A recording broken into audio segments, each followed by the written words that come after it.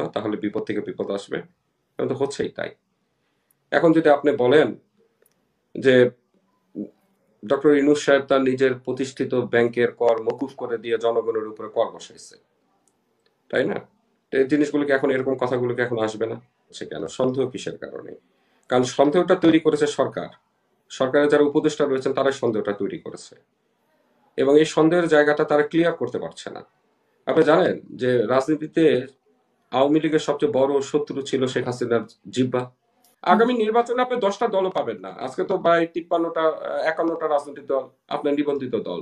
আপনি যদি এইভাবে যদি চলতে থাকেন, তাই 10টা 12টা দল, আমি হাতে গুনে বলে দিব কয়টা রাজনৈতিক দল আপনার অংশগ্রহণ করবে। তার ভিতরে তো আপনি 40টা দলই পাবেন না খুঁজে, যে তারা নির্বাচন করবে না। তাহলে কি এটা গ্রহণযোগ্য নির্বাচন হবে? নির্বাচন হবে না। বরঞ্চ মওলানা ভাসানী তার দলের নেতাকর্মীদের বলেছিল যে আমার জীবনে, আমরা তো জানি তার ইতিহাস, যে ব্রিটিশ আমল দেখেছে, পাকিস্তান দেখেছে, এবং বাংলাদেশ হয়ে উনি মারা গেছে। যে আমার জীবনে আমি বহু সামরিক শাসককে আমি দেখেছি, তবে জিয়া রহমানের মতো এরকম সৎ দেখি নাই। তোমরা পারলে তাকে সহযোগিতা করো, এটা সত্যি কথা। এখন সেই শহীদ রাষ্ট্রপতি জিয়া রহমান বাদ কি বাদ তা বলতে পারি না, যদিও তার একটা নির্বাচন, সে সময় একটা নির্বাচন বিতর্কিত হয়েছিল। এখনো বলা হয় ইতিহাসে যে হা না ভোট সেটা বিতর্ক তৈরি করেছিল, এবং উনি রাষ্ট্রের ক্ষমতায় থেকে উনি বিএনপি তৈরি করেছে সে সময়টাই। রাষ্ট্রের টাকা খরচ হয়েছিল কিনা এই বিএনপি তৈরি করার জন্য, নাকি নিজেরাই সে অর্থ দিয়েছিল, এসব নিয়ে আলোচনার তেমন কোনো বিষয় এই জায়গাটায় নাই। এইসব জায়গাগুলোতে আমাদের বারবার এই প্রশ্নগুলোই জাগে যে যখন 54 বছরে যখন রাজনীতির প্রেক্ষাপটগুলো যখন তৈরি হতে শুরু করে, তখন সন্দেহের জায়গাগুলো আমাদের মধ্যে আরো বেশি ঘনীভূত হয়। এটি হলো মূল বিষয়। তো ব্যাপারটা হচ্ছে যে আজকে এই সরকারের কে সময় দেওয়াটা যতটা জরুরি, তার থেকে তাদের কাছ থেকে সময়টা চেয়ে নেওয়াটা সবচেয়ে বেশি জরুরি। আমি বলেছিলাম একটা কথা আপনার টকশোতে, আমি বহুবার বলেছি যে আমাদের মূল সমস্যাটা একটা জায়গায়, যেটি যদি পরিষ্কার হয় তাহলে অনেক সমস্যার সমাধান সম্ভব। সেটা হচ্ছে আমি কতদিন থাকবো, এটা আমাকে স্পষ্ট করে বলতে হবে। এটি যতক্ষণ পর্যন্ত আপনি না বলবেন ততক্ষণ পর্যন্ত সেটা তো বিভ্রান্ত ওনারা তৈরি হবে। একরকম স্পষ্ট করেছেই যে এই বছরের শেষে না হয় পরের বছরের মাঝামাঝি, এরপরে আর কি। ধরি মাছ, ব্যাপারটা হচ্ছে ধরি মাছ না ছুঁই পানি, এরকম হুম। ভাবে বললে তো রাজনীতি হয় না। মানে এটা তো হাইস্ট পরের বছরের মাঝামাঝি পর্যন্ত এরকমই তো বিষয়টা। আহ, সেটা যে কনফার্ম সেই পথেই যে যাচ্ছে, এটি কোনো নিশ্চয়তা কি আপনি দিতে পারছেন? আমি তো এই জায়গায় অনেক বৈষম্য আমি দেখতে পাচ্ছি। বহু রাজনৈতিক দলকে তারা ডাকে নাই, বহু নিবন্ধিত রাজনৈতিক দলকে তারা ডাকে নাই। তাহলে কি এটা ঐক্যের ডাক হতে পারে? এখন আমি জানি আওয়ামী না লীগের সাথে যারা দোষর ছিল তাদেরকে ডাকবে না, এটাই তো স্বাভাবিক। যেমন জাতীয় আইনগত পার্টিকে ভাবে ডাকবে না, বা দোষের ব্যাখ্যা কি? আমি তো বুঝলাম না আওয়ামী আইনগত। লীগের সাথে যারা নির্বাচনে গিয়েছিল, যে বিতর্কিত নির্বাচন 2024 সালের, সেই বিতর্কিত নির্বাচনে গিয়েছে, পাতানো একটা নির্বাচন হয়েছে, মানে আমি আমি যাই বলুক না কেন সেই নির্বাচনে, তো তাদেরকেই তো দোষর হিসেবেই চিহ্নিত করা হয়েছে। আচ্ছা, তাহলে আইনগত ভাবে তারা আগামী নির্বাচনে অংশগ্রহণ করতে পারবে না, সেটাই তো আপনি বলতে চাচ্ছেন? না, মানে এটা কি? নির্বাচনে অংশগ্রহণ করতে পারবে না সেটা তো কেউ বলছে না, এবং ইভেন আওয়ামী লীগের কথাও নির্দিষ্ট করে তারা কেউ কোনো বলছে না যে ধরনের নির্বাচনে তারা কোনো অংশগ্রহণ। ধরনের আলোচনায় থাকতে পারবে না, তারা কোনো দেশের জন্য কাজ করতে পারবে না, তাদের সাথে ঐক্য হবে না, এসবই কি স্পষ্ট করতে চাচ্ছেন? এসবই এইসব কি আমি সরকার? না, আমি না, সরকার স্পষ্ট করতে যাচ্ছে। সরকার স্পষ্ট, সরকার ভুল পথে হাঁটতেছে দেখে আজকে এই পরিস্থিতি তাদের। এবং আমি মনে করি বিএনপির একটা বড় দায়িত্ব রয়েছে এই জায়গা থেকে বের হয়ে আসা। বিএনপি তো একটা অনেক বড় রাজনৈতিক দল, তারা তো রাজনীতি করে। তারা কেন এই জায়গাটায় সকল রাজনৈতিক দলগুলোর একটা প্ল্যাটফর্ম তৈরি করে দেওয়ার জন্য কেন তো সরকারকে বলছে না যে এই জায়গায় বৈষম্য তৈরি করবেন না, তাহলে বিপদ থেকে বিপদ আসবে? এখন তো হচ্ছেই তাই। এখন যদি আপনি বলেন যে ডক্টর ইউনূস সাহেব তার নিজের প্রতিষ্ঠিত ব্যাংকের কর মকুফ করে দিয়ে জনগণের উপরে কর বসাইছে, তাই না? তো এই জিনিসগুলোকে এখন, এরকম কথাগুলোকে এখন আসবে না? আজকে দেশ পরিচালনা করতে যে যখন বারবার যখন একটা বলা হচ্ছে, হোঁচট খাওয়া হচ্ছে, আইন শৃঙ্খলা পরিস্থিতির আজকে অবনতি, অর্থনৈতিক অবস্থা খুবই খারাপ, সব দিক থেকে তো পরিস্থিতি, রাজনীতিতে রাজনৈতিক দলগুলোর রাজনীতি নাই, কোনো কিছু নাই, এইসব শূন্যতা তৈরি করার পিছনে তো এই সরকারই দায়ী। এখন কি আপনি এই জায়গাগুলোতে কি সঠিকভাবে কাজ করবেন? আমি অনেক কথাই বলতে পারবো, এখন আপনি কানে তুলা দিয়ে যদি শোনার চেষ্টা করেন, তাহলে আমার মুখের শুধু আপনি ভাব দেখতে পাবেন, কথা তো শুনতে পারবেন না। আপনি তো কোনো কথা শুনছেন না। আজকে বৈষম্য বিরোধী ছাত্র আন্দোলনের এখানে সমন্বয়কারী একজন রয়েছেন এখানে। তাদের বিষয়ে কেন আজকে এত কথা উঠছে, কেন, কি কারণে? আজকে তো অনেক রাজনৈতিক দলকে তো নেতাদেরকে আমি বলতে শুনছি যে তারা কোথা থেকে টাকা পায়, তারা আজকে এত বড় পার্টি অফিস নিচে কিভাবে পাইলো তারা টাকা? তাদের নাকি আজকে দামি দামি তারা নাকি পোশাক পরে, তারা নাকি দামি দামি গাড়িতে ঘুরতেছে, তারা পেলো কোথায়? কারণ তাদেরকে স্পন্সর কোথায়? করতে পারে, তাদেরকে তো বিভিন্ন হ্যাঁ, কেন সেটাই। পার্টিগুলা কি এখন সব সব পার্টি কি নিজেদের টাকায় চলে? সব পার্টি না, নিজেদের টাকায়, অবশ্যই এই যে চলে না। এটাই তো, বিএনপি এটা তো ছাড়া আজকে অন্যান্য আমি যে তো পার্টি আছে বা বিএনপিও আ- কি আ- নিজের টাকায় চলে?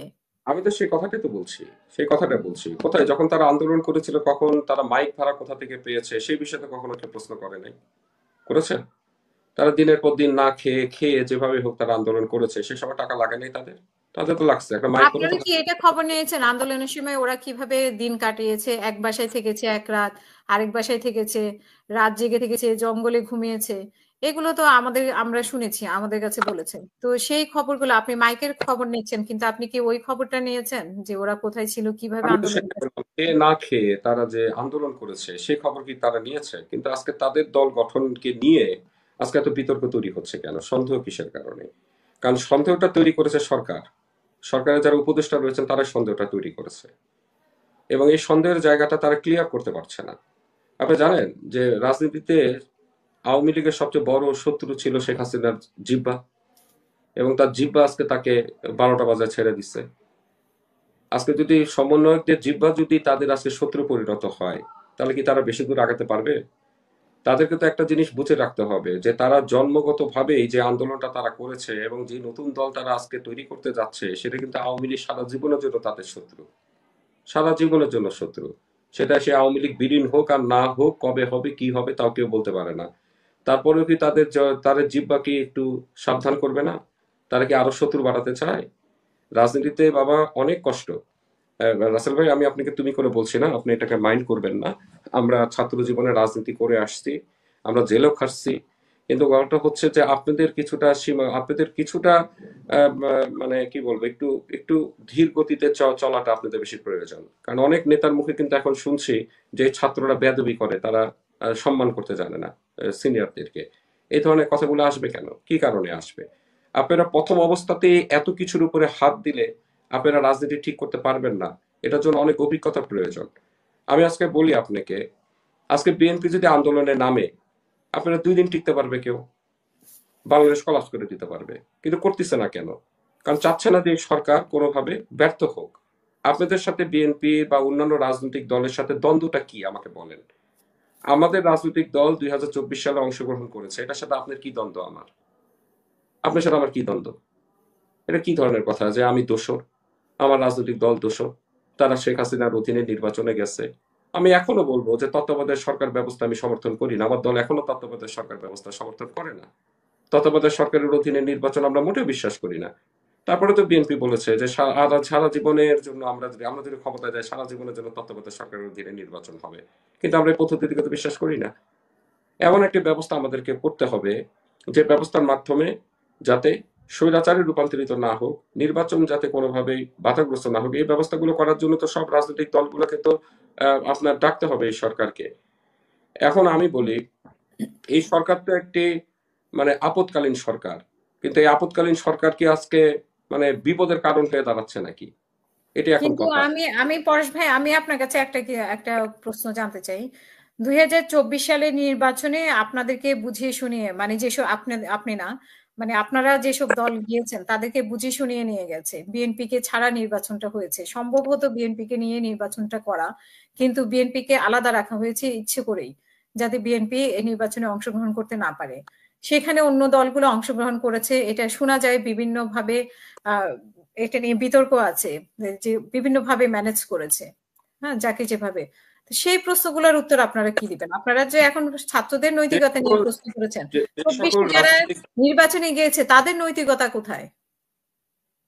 অন্তত পক্ষে 29টি রাজনৈতিক দল 2024 সালে আপনি অংশগ্রহণ করেছে, সব দলগুলোকে ম্যানেজ করে গেছে নাকি? তাদের নিজস্ব কি কোনো রাজনৈতিক কৌশল থাকতে পারে না নির্বাচনে যাওয়ার জন্য?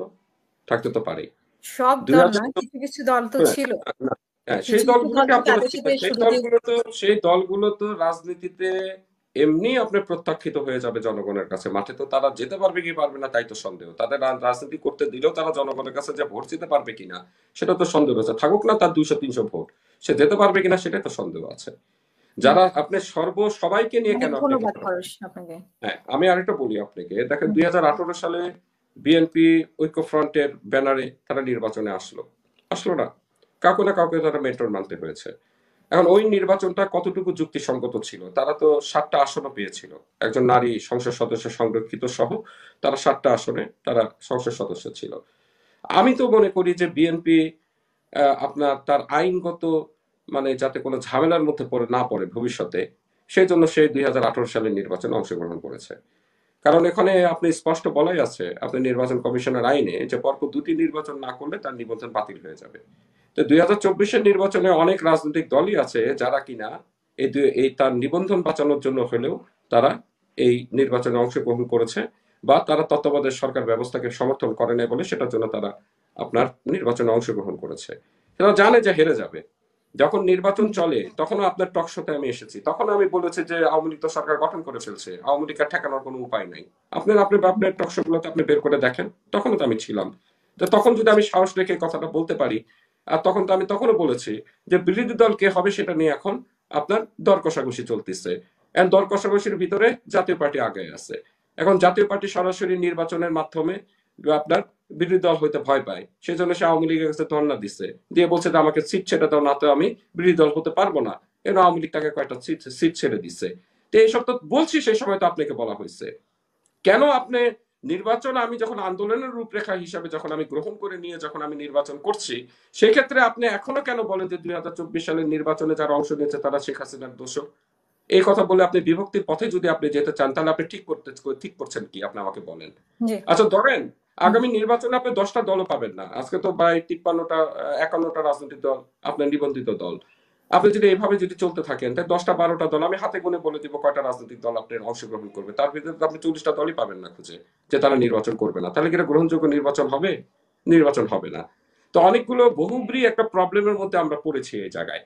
আজকে ধরেন আওয়ামী লীগকে আপনি বিচার করলেন, বা শেখ হাসিনা, আওয়ামী লীগের নামে তো কোনো মামলা হয় নাই, সংগঠনের নামে মামলা হয় নাই, শেখ হাসিনার নামে মামলা করেছেন। ধরেন আপনি তাকে নিয়ে এসে তো এখন সাজা দিয়ে দিতে পারবেন, আর তাকে না নিয়ে আসতে পারেন, আপনি রায় দিয়ে দিতে পারবেন না, আছে তো সবকিছু। আপনি রায় দিয়ে দেন, বলে যে এই গণহত্যার সাথে তুমি জড়িত, তুমি যাবজ্জীবন কারাদণ্ড হয়ে গেল বা তোমার ফাঁসি হয়ে গেল। এটা আপনি করতে পারবেন না। কেন পারবেন না বলেন তো, কেন পারবেন না? কারণ আন্তর্জাতিক ভাবে আপনি প্রশ্নের সম্মুখীন হবেন। আপনার বিশ্বকে কি বুঝাবেন? আপনাকে আইনের প্রসিডিউরের মাধ্যমে যেতে হবে, যেটা আমাদের দেশের লম্বা একটা সুযোগ সময় লাগবে আমাদের এখানে।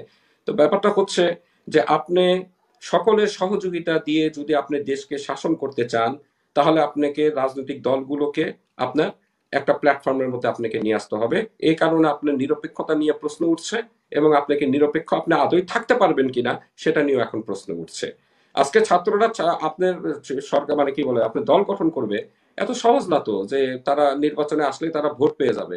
এত সহজ না রে, এটা খুব কঠিন রাজনীতি। আমরা এত বছর ধরে রাজনীতি করে আমরা জনগণকে একটা জায়গায় নিয়ে আসতে আমাদেরই অবস্থা খারাপ হয়ে যায়। আর সেখানে নতুন এসে তারা কি করবে? তাদের শুভকামনা করা ছাড়া তো আমাদের এখানে কোনো উপায় নাই। কিন্তু একটা হযবরল পরিস্থিতি যে তৈরি করা হচ্ছে, এবং কিছু কিছু মানে যে কথাগুলো না বললে আমার দরকার নাই, তো এইসব এত এত কিছু বলা তো দরকার নাই, এটা অযৌক্তিক। এরা অনেক কথাই বলে ফেলছে যেটা বিভ্রান্ত তৈরি করছে। আর কোনো অনেক কিছু ধন্যবাদ। কোনো কিছু এটা ইয়ের মতো হয় না। তো আমি আশা রাখি যে মানে বিএনপির মহাসচিব উনি যে কথাটা বলেছেন, হ্যাঁ ভবিষ্যতে হতেও পারে, আপনার টকশোতেও আমি বলেছি এমনও হতে পারে যে জাতিসংঘের সকল দেশের সহযোগিতা বা জাতিসংঘের কাছ থেকে আমাদের পর্যবেক্ষকের প্রয়োজন হতে পারে। এরকম যদি চলতে থাকে, তাহলে আজকে এই কথাগুলো কি আপনার খুব বেশি ভ্যারি করতেছে আমার সাথে? খুব বেশি ভ্যারি করে? একদমই করছে না। কিন্তু দেখেন আপনি, তারপরেও আমরা ন্যূনতম রাজনৈতিক আমাদের যতটুকু ক্ষমতা শক্তি রয়েছে আমরা সেটা দিয়ে সরকারকে আমরা সহযোগিতা করতে চাই। কিন্তু কোথায় জানি একটা বাধা তাদেরকে আকৃষ্ট করছে, বা কিভাবে বাধাটাকে রাখছে, সেটা যদি আজকে তারা বের হয়ে না আসতে পারে, তাহলে দুর্যোগ আরো বেশি নামবে। ধন্যবাদ।